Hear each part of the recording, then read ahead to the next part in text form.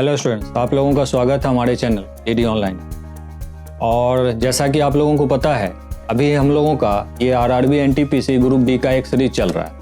जैसा कि प्रीवियस हम लोगों ने 7 सीरीज ऑलरेडी अपलोड कर दिए हैं, और जिन भी स्टूडेंट्स ने नहीं देखा है वो डिस्क्रिप्शन बॉक्स में जा करके और आई बटन पर क्लिक करके हमारे प्रीवियस के जो 7 वीडियोज़ हैं जो RRB NTPC group B series का है उसको आप लोग देख सकते हैं। और अभी आज जो हम आप लोगों के बीच में है वो 8वीं वीडियो को लेकर के हैं। ये हमारा 8वां सीरीज है। इस तरह से अभी हमारा ये सीरीज चलता रहेगा, आगे भी हम लोग इस तरह के क्वेश्चंस करते रहेंगे। और जैसा कि मैंने अपने प्रीवियस वीडियोस में भी कहा है कि जो भी टैब्स हम लोग आपको करा रहे हैं वो सब आस्क्ड क्वेश्चन है, और रेलवे का अपना पैटर्न होता है कि वो आस्क्ड क्वेश्चन को ही पूछता है। तो मैं उम्मीद करता हूँ कि प्रीवियस के जो हमारे 7 वीडियोज़ हैं जो RRB NTPC group D series के हैं उससे आप लोगों को काफ़ी फ़ायदा मिल रहा होगा। और मैं आप सारे स्टूडेंट्स को यही कहना चाहूँगा कि आप उन सारे वीडियोस को देखें और उससे जितना हो सके मैक्सिमम क्वेश्चंस को सॉल्व करने की कोशिश करें। इससे आपको काफ़ी बेनिफिट मिले। बिना टाइम वेस्ट किए हुए हम लोग चलते हैं आज के क्वेश्चंस को सॉल्व करते हैं और देखते हैं कि आज हम लोग कितने टाइप्स के क्वेश्चंस कर पाए। देखिए, आज जो हम लोग क्वेश्चन करेंगे वो एक्चुअली 28/3/2016 को पूछा गया था। 28/3/2016 को ये आस्क्ड क्वेश्चन था। सबसे पहला क्वेश्चन था कि जैसा कि आपको क्वेश्चन यहां दिख रहा होगा, कहता है कि यदि 7 पेज प्रतिदिन पढ़े जाएं तो एक पुस्तक 40 दिन में पढ़ी जा सकती है। ठीक है, कहता है यदि एक पुस्तक 8 दिन में पूरी पढ़नी है तो प्रत्येक दिन कितने पेज पढ़ने होंगे। तो अगर कोई आदमी 7 पेज प्रतिदिन पढ़े और 40 दिन तक पढ़े तो उसको फिनिश करने में उसको कितना दिन लगेगा? 7 × 40 कितने दिन लगेंगे? एक आदमी, अगर मैं एक आदमी की बात करूं तो वो 7 पेज अगर प्रतिदिन पढ़ता है और 40 दिन लगातार पढ़ता है तो इतने दिन लगेंगे उसको पढ़ने में। तो 7 पेज पढ़ने हैं उसको 40 दिन के लिए, तो कहता है कि अगर 8 दिन में ही उसको, अब पहले वो 40 दिन में करता था अब 8 दिन में कर रहा है, तो 8 दिन के लिए अगर उसको फिनिश करना है तो 8 दिन में उसको प्रतिदिन कितने पेज पढ़ने पड़ेंगे? 8 × 5 = 40, इससे काट दीजिए तो 7 × 5 = 35। तो उसको सिंपल सी बात है कि उसको प्रत्येक दिन 35 पेज पढ़ने पड़ेंगे जिससे कि वो फिनिश कर पाएगा। मैं दोबारा से क्वेश्चन रिपीट करता हूं। क्वेश्चन कहता है कि जैसा कि आप देख पा रहे होंगे कि किसी आदमी को 7 पेज प्रतिदिन अगर पढ़ने हैं और वो 40 दिन में उसको फिनिश करना है, तो अगर उसी चीज को, उसी बुक को, किताब को अगर उसे 8 दिन में फिनिश करना है तो उसको प्रत्येक दिन कितने पेज पढ़ने पड़ेंगे। तो सिंपल सा लॉजिक था, आप 7 को 40 से गुना कर देंगे और 8 से डिवाइड कर देंगे तो आपको यहाँ पेज निकल के आ जाएगा कि उसको प्रत्येक दिन 35 पेज पढ़ने, तब जाकर के वो किताब फिनिश होगा। तो मैं उम्मीद करता हूं कि ये क्वेश्चन आपको समझ में आया होगा। अब हमारा नेक्स्ट क्वेश्चन आ रहा है आपके बीच में, कहता है कि कितने समय में 8,750 रुपए का साधारण ब्याज 8% की वार्षिक ब्याज की दर से मूलधन का 6/25वां भाग हो जाएगा। 6/25वां भाग हो जाएगा। तो चलिए चलते हैं हम लोग। क्या कहता है क्वेश्चन आपको दिख रहा होगा यहाँ पर। कहता है कि 8,750 रुपए आपका क्या है, ये मूलधन है। अब कहता है कि वो मतलब 8% वार्षिक ब्याज की दर से वो अपने मूलधन का, यानी कि इसका 6/25 भाग हो जाए, 6/25 भाग हो जाए। तो यानी कि हमसे पूछा है कि एसआई बराबर, अब इतना हो जाने का मतलब क्या है कि अगर मूलधन का 6/25 भाग हम निकालेंगे तो वो हो जाता है, तो इसका मतलब है कि वो साधारण ब्याज कह रहा है। तो हम सिंपली इसको सॉल्व कर लेंगे। हम यहाँ पर इसको सॉल्व करते हैं। 25 × 75, अब यहाँ से कितना निकलेगा? 12, और 25 × 5 = 150, आपका सीधा सीधा हो जाएगा 350। अब इसको आप मल्टीप्लाई कर दीजिए, 6 × 5 = 30 और 6 × 3 = 18 और 1 18 और 3 21, यानी कि उसका साधारण ब्याज हो गया 2100। अब कहता है कि कितने समय में होगा ऐसा। तो कितने समय में होगा, तो आप समय निकाल लेंगे। आपको पता है कि समय बराबर, यानी कि टाइम बराबर, यानी कि मूलधन आपका जो है, यानी कि ब्याज जो है वह है 2100, और उसको 21 से 100 से गुना कर दीजिए। और आपको पता है कि मूलधन आपको दिया गया है, मूलधन कितना है? 8,750, और आपका दर कितना दिया गया है? वो दिया गया है 8। तो अब आप आसानी से समय निकाल सकते हैं। तो समय निकालने के लिए आपको करना क्या है, यहाँ से इसको काट दीजिए और यहाँ से आप इसको काटिए, 4 दूना 8 और 25, और 25 से इसको काट दीजिए आप, 25 × 75, अभी हमने देखा था 25 × 5 = 125। अब यहाँ से हम देखते हैं कि ये भी और कितना कट सकता है, तो 35 दूना 70 हो जाएगा, 35 दूना 70 और 70 तिया 120। तो 3 वर्ष में आपको यहां पर साफ साफ दिख रहा है कि 3 वर्ष में वो अपने मूलधन का 6/25वां भाग हो जाएगा। यही क्वेश्चन पूछा गया। मैं उम्मीद करता हूं कि ये आपको अच्छे से समझ में आया होगा। चलिए स्टूडेंट्स, अब हमारा क्वेश्चन नंबर 3 आ रहा है। क्वेश्चन नंबर 3 क्या कहता है, आप इसको अच्छे से देखेंगे। क्वेश्चन नंबर 3 कहता है कि एक्स स्क्वायर वाई स्क्वायर बराबर है आपका 25 के, एक्स स्क्वायर वाई स्क्वायर बराबर है 25 के। तो आपको कहता है कि ये यहां पर x की वैल्यू पूछी जा रही है, x की वैल्यू, और यहां पर एक चीज आपको और दे रहा है कि y का मान है 2x के बराबर, 2x के बराबर। तो यहां पर आपसे पूछता है कि x की वैल्यू क्या होगी, x का मान आपको फाइनली निकालना है। तो x का मान कैसे निकलेगा आप यहां पर देख लीजिए। सिंपल सी लॉजिक है कि आपको करना क्या है, यहां पर एक्स स्क्वायर वाई स्क्वायर है, y का मान 2x दिया गया है, तो आप y की जगह पर 2x बैठा दीजिए। या आप ऐसे भी कर सकते हैं, या आप यहां से डायरेक्ट यहां पर स्क्वायर हटाएंगे तो 25 का स्क्वायर क्या हो जाएगा, 625 हो जाएगा। आप ऐसे भी निकाल सकते हैं। तो हम क्या करते हैं, हम यहां से डायरेक्ट ही हटा देते हैं, डायरेक्ट हटा देते हैं। तो यहां से ये 25, ये स्क्वायर रूट हटेगा तो 25 पर स्क्वायर बनेगा, तो 25 का स्क्वायर क्या हो जाएगा, 625। अब हमें यहाँ पर y की वैल्यू दी जा रही है 2x, तो हम क्या करेंगे, y की वैल्यू यहाँ पर पुट कर देंगे, 2x स्क्वायर कर देंगे। अब 625, तो ये 2 दूना 4x स्क्वायर हो जाएगा, ये x स्क्वायर हो जाएगा, तो 4 1 5x स्क्वायर हो जाएगा। तो 5x स्क्वायर बराबर क्या हो जाएगा आपका 625। अब यहां से इसको काट दीजिए, 125 बार में कट जाएगा। x की वैल्यू आपसे पूछी जा रही है, तो x पर से स्क्वायर हटाएंगे तो इस पर 125 पर रूट बन जाएगा। तो x की वैल्यू क्या आ जाएगी आपकी, रूट अंडर 125। ये आपकी करेक्ट आंसर हो गई।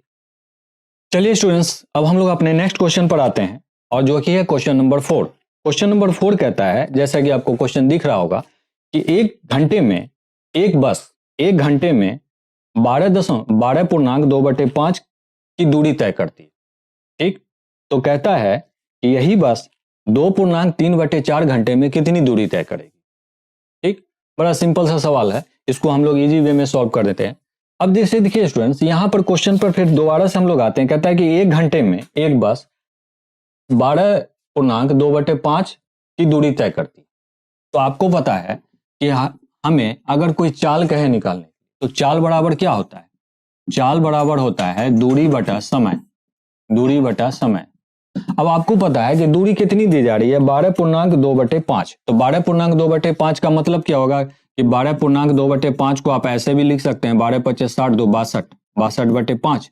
तो 62/5 किलोमीटर, मीटर किलोमीटर, ये यहाँ पर ये नहीं दिया गया, सिर्फ दे रहा है कि 12.2/5 दूरी तय कर, तो इतनी दूरी तय करेगी। और कितने घंटे में करती है, तो 1 घंटे में।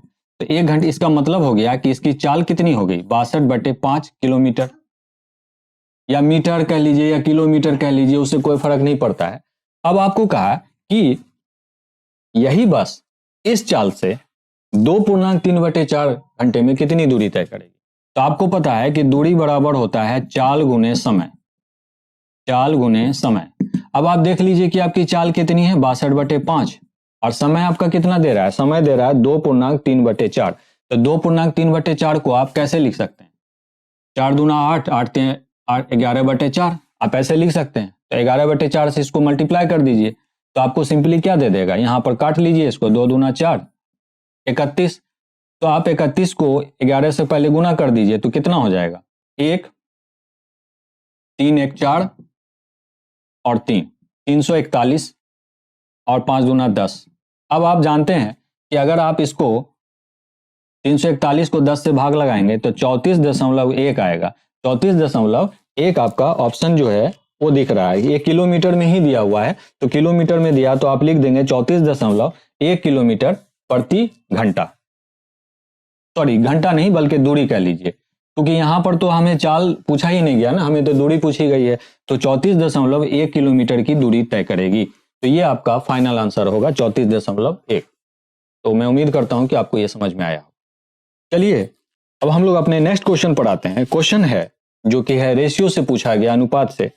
देखिए इसमें कहता है कि A अनुपात B बराबर है 2:5 के, और B अनुपात C बराबर है आपका 3:4 के। तो आपसे पूछा गया है ए और ए अनुपात सी का मान कितना होगा, ए अनुपात सी का मान कितना होगा। तो इसको हम क्या करेंगे, इसको हम दो तरीके से सॉल्व कर सकते हैं। या तो हम इन तीनों का अलग अलग रेशियो निकालना है, जैसे अगर हम कहें कि ए बी और सी का रेशियो हमें निकालना है, ए बी सी का रेशियो निकालना है, तो ए बी सी का रेशियो कैसे निकलता है।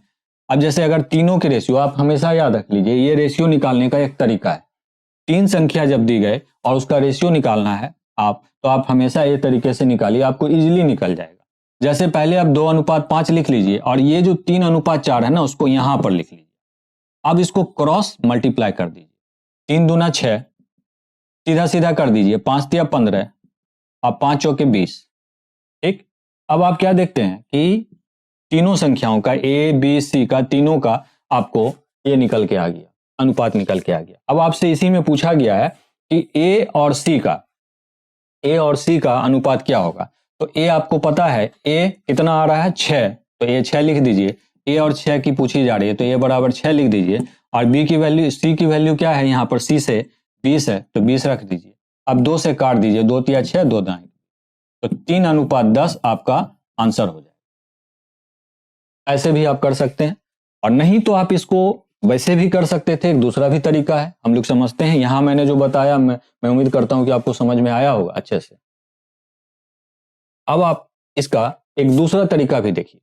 देखिए, क्वेश्चन में आपको दे रहा था कि एक संख्या जो है वो ऐसे दे रहा है, ए अनुपात बी कितना है आपका, ए अनुपात बी 2:5 है, और बी अनुपात सी कितना है आपका 3:4 है। तो आप इसको ऐसे ऐसे कर लीजिए, सिंपल सा लॉजिक है, ऐसे ऐसे कर लीजिए। अब यहां पर अगर मुझे ए और सी निकालना है तो हम ऐसे भी कर सकते हैं, ए बी और बी सी, ऐसे भी कर सकते हैं, ए बी और बी सी। अगर इनको आप काटेंगे तो ए सी निकल के आ जाएगा। अब आपको पता है कि ए की वैल्यू, ए अनुपात बी कितना है 2/5, ठीक, और बी अनुपात सी कितना है 3/4।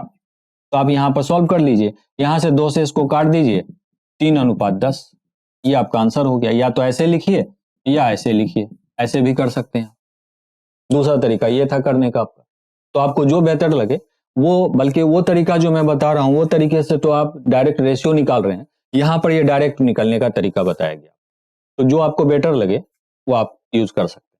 नेक्स्ट क्वेश्चन है स्टूडेंट्स, जैसा कि आपको एक ग्राफ दिख रहा होगा वहां पर, मतलब एक ग्राफ दिखाया जा रहा है आपको। उस ग्राफ में आपको 4 कंडीशन दिए गए हैं कि कार से चलने वाले हैं उनका केंद्रीय कोण 150 डिग्री है, बस से चलने वाले का 120 है, साइकिल से चलने वाले का 60 डिग्री है, और पैदल चलने वाले का 30 डिग्री है। तो क्वेश्चन में फाइनली आपसे पूछता है कि एक विद्यालय में 1200 छात्र से उनके आगमन के वाहनों के बारे में पूछा गया। कि मतलब 1200, एक स्कूल है जिसमें 1200 स्टूडेंट पढ़ते हैं और वो अलग अलग माध्यमों से आते हैं, जैसे कि कोई कार से आता है, कोई बस से, साइकिल से, और किया कोई पैदल चल के आता है, और सबके केंद्रीय कोण अलग अलग हैं। तो पूछता है कि कितने छात्र हैं जो कार के जरिए मतलब स्कूल आते हैं, यानी कि ये वाला मान हमसे पूछा जा रहा है, कार के द्वारा कितने स्टूडेंट हैं जो स्कूल आते हैं। तो सिंपली हमें बिना टाइम वेस्ट किए सीधे सीधे कार का निकाल लेना है कि कार से यानी बाय कार, यानी कि कार के द्वारा कितने स्टूडेंट्स आते हैं। तो आपको क्या दिखता है, कार का जो एंगल है वो 150 डिग्री है, और आपको एक चीज अच्छे से पता है कि पूरे एंगल, एक पूरे विड्थ का मान जो होता है वो 360 डिग्री होता है, ठीक। तो हम कहेंगे ये वाला जो पार्ट है ये यहाँ पर 150 डिग्री का एंगल बना रहा है, तो ये है पूरे का कितना भाग है, तो हम 360 से इसको डिवाइड कर देंगे, और चूंकि संख्या कितनी दी गई है वो 1200 है, तो 1200 को आप यहाँ लिख दीजिए। अब 1200 से आप इजिली पता कर सकते हैं कि कुल कितने स्टूडेंट हैं जो बाय कार आते हैं। तो आप इससे इसको काट दीजिए, ये कट गया। अब आप यहाँ पर काट दीजिए, 3×5 = 15 और 12×3 = 36।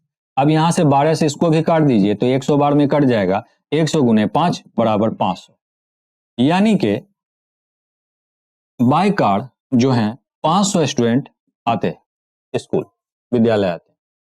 तो मेरे ख्याल से आप इसमें, आपको किसी का भी पूछता, अगर पूछता बस का तो भी आप निकाल देते, साइकिल पूछता तो साइकिल, या पैदल पूछता तो पैदल, आप कोई भी निकाल सकते। तो मैं उम्मीद करता हूं कि आपको अच्छे से ये बात समझ में आई होगी। चलिए स्टूडेंट, अब हम लोग अपने नेक्स्ट क्वेश्चन पर आते हैं कि 12 मीटर लंबी छड़ा उसको 25 बराबर भागों में बांटना। तो यहां पर हम करेंगे क्या, यहां पर हम करेंगे कि 12 मीटर को पहले हम सेंटीमीटर में कन्वर्ट कर लेंगे। जैसा कि आपको पता है कि 1 मीटर बराबर 100 सेंटीमीटर होता है, तो हम कहेंगे कि 12 मीटर बराबर 1200 सेंटीमीटर हो जाएगा। अब इसी 1200 सेंटीमीटर को हमें 25 बराबर भागों में बांटना है, तो 25 से अगर हम इसको भाग लगाते हैं तो कितनी बार में जाएगा, आप यहां से काट लीजिए। 25 चौके 100, अब यहां से 20 निकलेगा, 25 चौके 100 और 25 8 बार में काट दीजिए, तो सीधा सीधा ऐसा होगा 48 बराबर भागों में बांटेगा, तो यानी कि 48 सेंटीमीटर उसके प्रत्येक भाग की लंबाई होगी। क्वेश्चन आपसे यही पूछा गया, तो प्रत्येक भाग की लंबाई कितनी होगी, तो 48 सेंटीमीटर होगा। अब चलिए स्टूडेंट्स, हम लोग अपने नेक्स्ट क्वेश्चन की तरफ चलते हैं। इससे पूछा जा रहा है कि सेक थीटा और प्लस टेन थीटा की वैल्यू क्या होगी। तो इसके लिए आपको एक रिलेशन हमेशा याद रखना होगा। ये क्वेश्चन जो पूछा गया क्वेश्चन है, यहाँ माइनस है, इस चीज को ध्यान रखेंगे आप, ये माइनस है कि हमें पता है कि सेक स्क्वायर थीटा बराबर होता है 1 प्लस टेन स्क्वायर थीटा। हम इसको ऐसे भी लिख सकते हैं, टेन स्क्वायर थीटा बराबर 1। अब यहां पर आपको क्या दिखता है, एक रिलेशन दिखता है कि sec square theta minus tan square theta बराबर 1। इसी रिलेशन से ये बना है, तो हम इसको ए स्क्वायर माइनस बी स्क्वायर पर तोड़ सकते हैं। तो आपको पता है ए स्क्वायर माइनस बी स्क्वायर बराबर क्या होता है, ए प्लस बी इंटू ए माइनस बी। तो हम इसको कुछ ऐसे भी लिख सकते हैं, सेक थीटा अब प्लस में टेन थीटा, और यहां पर हम ऐसे लिख सकते हैं सेक थीटा माइनस में टेन थीटा। यानी कि इसी चीज को हम ऐसे तोड़ सकते हैं, बराबर में 1 कर सकते हैं। अब आपसे पूछी गई है ये वाली वैल्यू, यानी कि ये इसका मान पूछा गया है, और ये वाली मान आपको ऑलरेडी दी गई है जो है 1/3। तो आप इसको कैसे कर सकते हैं, सेक थीटा प्लस में टेन थीटा का मान आपको नहीं, इतना बराबर आपको 1/3 है, तो इसके जगह 1/3 रखेंगे तो 3 क्या होगा, इससे मल्टीप्लाई हो जाएगा। तो फाइनली आप आंसर दे देंगे कि sec theta plus tan theta बराबर हो जाएगा 1, सॉरी मतलब 3 के हो जाएगा बराबर, क्योंकि इतना का मान आपको दिया गया है जो है sec theta minus tan theta बराबर 1/3। तो यहाँ पर आप गुना करेंगे तो 1/3, तो 3 क्या होगा, इससे गुना हो जाएगा 1 से, तो इसका मान कितना हो जाएगा, sec theta plus tan theta बराबर क्या हो जाएगा, 3 हो जाएगा। चलिए स्टूडेंट्स, अब हम लोग अपने नेक्स्ट क्वेश्चन की तरफ आते हैं। नेक्स्ट क्वेश्चन कहता है कि 5x और 8x 5x और 8x का एचसीएफ आपका कितना देता है, एचसीएफ एलसीएम और एलसीएम दिया हुआ है, एचसीएफ एंड एलसीएम आपको दिया गया। एचसीएफ आपका कहता है 9 है और एलसीएम जो है वो आपका है 360। एचसीएफ कहते हैं स्टूडेंट्स, जो हिंदी मीडियम के स्टूडेंट्स है वो समझ ले, एचसीएफ मौसों को कहते हैं और एलसीएम लॉसों को कहते हैं, ठीक। तो आपको दो संख्याएं दी गई 5x और 8x, कहता है कि इसका एचसीएफ 9 है और एलसीएम 360 है। आपको एक बात अच्छे से पता है कि एक रिलेशन होता है कि किसी भी दो संख्या को अगर आप गुना कीजिए, एक आपको याद रख लिए, दो संख्याओं का गुणनफल बराबर होता है उनके एलसीएम और एचसीएफ के गुणनफल के बराबर। तो आपको पता है कि दो संख्या दी गई है, दो संख्या क्या, 5x और 8x। तो 5x और 8x को अगर आप गुना करेंगे तो 8 × 5 = 40 और x स्क्वायर हो जाएगा, तो x स्क्वायर यानी कि 40x स्क्वायर हो जाएगा। ये सीधा हिसाब है, ये 40x स्क्वायर हो जाएगा। और इन दोनों का ये आपको एलसीएम दिया गया 360 और एचसीएफ दिया गया 9, तो आप इससे इसको काट दीजिए, 40 से 40 नमा 236, तो x स्क्वायर हटाएंगे तो 9 नमा 81 हो जाएगा। ये x स्क्वायर, x पर से स्क्वायर हटाएंगे इस पर क्या बनेगा, 81 इस पर बनेगा, इस पर से स्क्वायर हटेगा, इस पर रूट बनेगा, तो 81 का वर्गमूल होता है 9।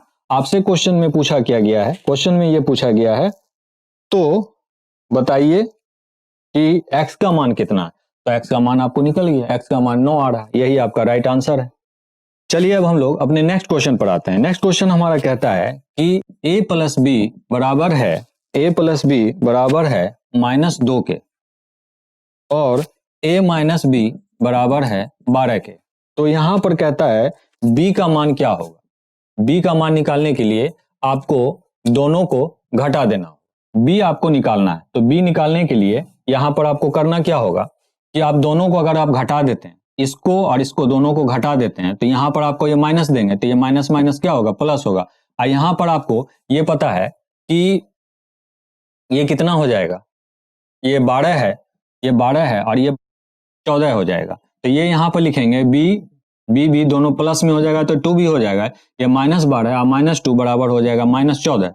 अब यहाँ से 2 से इसको काट दीजिए तो b का मान आपको क्या आ जाएगा, -7। ठीक है, मैंने क्या किया कि दोनों समीकरणों को घटा दिया यहाँ पर। तो घटाएंगे तो ए तो ये दोनों है, ये प्लस में ये माइनस में, तो ये तो कट ही जाएगा। तो यहाँ क्या हो जाएगा, ये माइनस रहेगा तो यहाँ माइनस रखेंगे तो ये माइनस माइनस प्लस हो जाएगा, तब बी और बी दोनों जुड़ जाएगा तो ये 2b हो जाएगा। और यहाँ तो चूंकि प्लस था तो आप प्लस में यहाँ माइनस रखेंगे तो ये प्लस माइनस माइनस हो जाएगा, तो -12 और -2 यानी कि -12 और -2 दोनों जुड़ जाएगा। तो जुड़ने के बाद क्या देगा, -14। अब b का मान आपको निकालना है तो 2 से काट दीजिए, तो b का मान क्या आ जाता है, -7 आ जाएगा। यही आपका राइट आंसर है। चलिए स्टूडेंट्स, अब हम लोग नेक्स्ट क्वेश्चन की तरफ बढ़ते हैं। क्वेश्चन कहता है कि एक घड़ी की एमआरपी 4750 रुपए है और उसकी बिक्री पर 12% की छूट दी जाती है, मतलब उस पर डिस्काउंट 12% का दिया जाता है। कहता है यदि दुकानदार ने उस घड़ी को 3850 रुपए में खरीदा, यानी उसका क्रय मूल्य जो है यानी कि कॉस्ट प्राइस वो 3850 रुपए है, तो कहता है कि उसको कितने रुपए का लाभ हुआ, यानी उसको कितने का प्रॉफिट हुआ। तो हम लोग समझेंगे यहाँ पर। सबसे पहले हम देखते हैं कि क्वेश्चन कहता है कि उसका जो एमआरपी है वो है 4750, अब उसको 12% डिस्काउंट पर बेचा गया। तो 12% डिस्काउंट का मतलब होगा कि सीधा सीधा उसका जो विक्रय मूल्य है, यानी कि हम कहेंगे कि सेलिंग प्राइस, विक्रय मूल्य का मतलब सेलिंग प्राइस होता है, तो 4750 रुपया है, 4750 रुपया है, तो उसका 12% का डिस्काउंट है तो हम डायरेक्ट 88%, यानी कि 12% तो डिस्काउंट दे रहा है तो सीधा सीधा 88% ही उसका रियल कीमत होगा। तो रियल कीमत के हिसाब से हम उसका विक्रय मूल्य निकाल लेंगे। तो विक्रय मूल्य हमारा कितना है, 10 काट देंगे। हम यहाँ से इसको और काट सकते हैं, 5 दूना 10, 5 नवा 45, तो यहाँ से कितना निकलेगा, 2 पचे 25। अब 2 से इसको और काट देंगे तो 2 चौके 8, 2 चौके 8।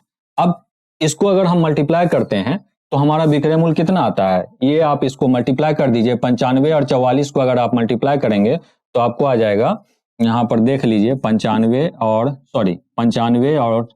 44 को मल्टीप्लाई कर दीजिए, 5 चौके 20, 2 हो जाएगा उधर, 9 चौके 36, 9 चौके 36 और 5 चौके 20, 36 और 20 56 और 56 और 2 58, 56 और 2 58 और 5 9 चौके 36 और 36 और 5 41, यानी कि 4180 रुपया उसका ये हो गया विक्रय मूल्य। अब कहता है कि उसको बेचा कितने में गया था, 3850 रुपए में। यही क्वेश्चन में आपको दे रहा है कि 3850 रुपए में उसको खरीदा गया था, तो उसको लाभ कितने का होगा, क्योंकि विक्रय मूल्य आपका ज्यादा है, 4180 रुपया उसका विक्रय मूल्य हुआ और उसको खरीदा गया था 3850 में, तो इन दोनों का जो अंतर होगा, यानी कि यहाँ आप साफ देख सकते हैं 4180 रुपये में उसको बेचा गया और खरीदा गया 3850 रुपये में, तो आप सिंपली देख लीजिए कि उसका अंतर कितना होगा। आप 0 लिख लीजिए, 5 3 8, 8 3 11, यानी कि 330 रुपये का उसको लाभ हुआ।